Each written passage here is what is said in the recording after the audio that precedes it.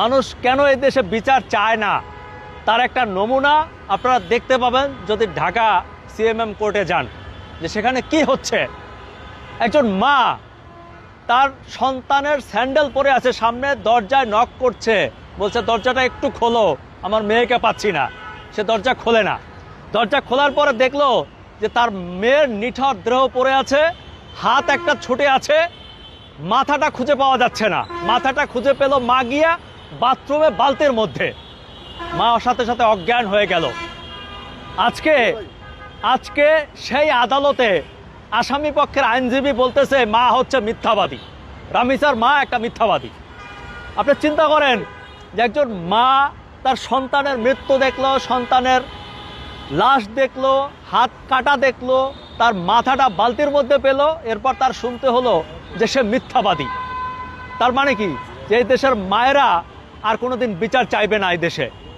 কারণ একজন মা, একজন বাবা, তারা তো সবচাইতে বেশি ভুক্তভোগী, তারা সবচেয়ে বেশি কষ্ট পেয়েছে, তাদের নারী ছেঁড়া ধন, তাদের জীবন ধ্বংস হয়ে গেছে।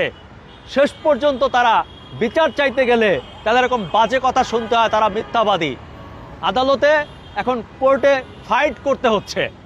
আমি যতদূর এখন পর্যন্ত তথ্য পেয়েছি তাতে দেখতে পাচ্ছি যে এই বিচার আদৌ হয় কিনা আমার সন্দেহ আছে। কারণ বিচার করতে হলে লাগে বিচারের প্রুফ।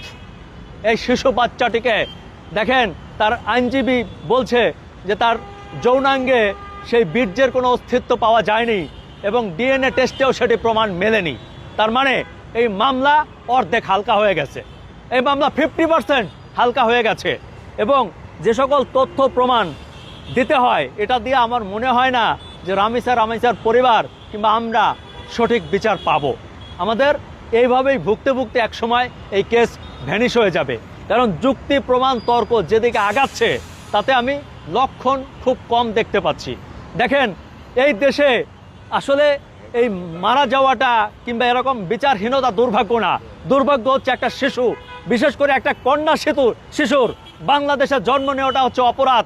বাংলাদেশে একটা কন্যা শিশু জন্ম নেওয়াটা মনে হচ্ছে এখন আমার কাছে যে বোধহয় পাপ, কোনো পাপ করেছে, পাপ করলে তারপর মনে হয় কন্যা শিশুর জন্ম হয়েছে। বিষয়টা এরকম কেন বললাম জানেন? যে একটা ছোট বাচ্চা 8 বছরের একটা শিশু, তাকে এখন প্রতিনিয়ত টেস্ট করে প্রমাণ করতে হচ্ছে, মরে গিয়েও প্রমাণ করতে হচ্ছে সে ধর্ষিত হয়েছে কিনা, তাকে কিভাবে মারা হয়েছে, তাকে মেডিকেল চেক আপ করা হচ্ছে, তাকে বিভিন্নভাবে বিভিন্ন নানা কিছুটা বাজে কথাবার্তায়ও তাকে ইঙ্গিতপূর্ণ কথাবার্তা বলা হচ্ছে। চিন্তা করেন যে একটা সমাজ কতখানি অধপতন হলে এই অবস্থা হয়। আমি খুবই খারাপ লাগছে।